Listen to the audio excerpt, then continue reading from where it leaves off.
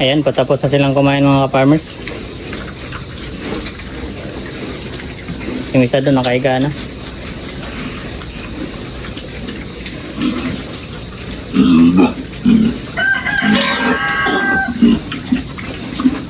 Balik sa 3 months and 12 days sila mga ka-farmers bago natin sila pakawalan, bago natin sila i-release. So kailangan nating i-let go at para makapag-umpisa tayo ng bagong batch. So kung ano man yung mga lapses na experience natin dito sa batch na to, kailangan i-enhance natin pagdating doon sa sunod na batch. Kasi ang daming lapses dito mga farmers.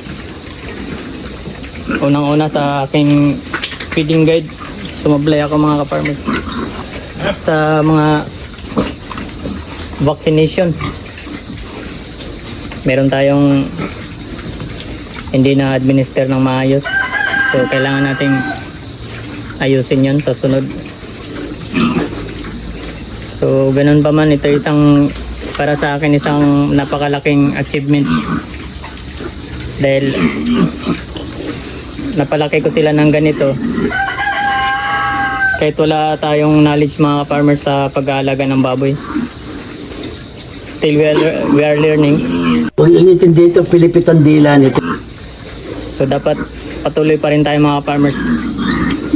Kasi andito pa tayo sa first breeding.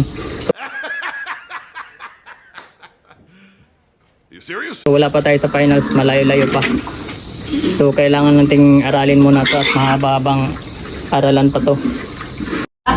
Paano masabi? So okay mga farmers, at tayo ibababa muna at wala na silang pagkain. Kailangan nating kumuha ng pagkain sa baba.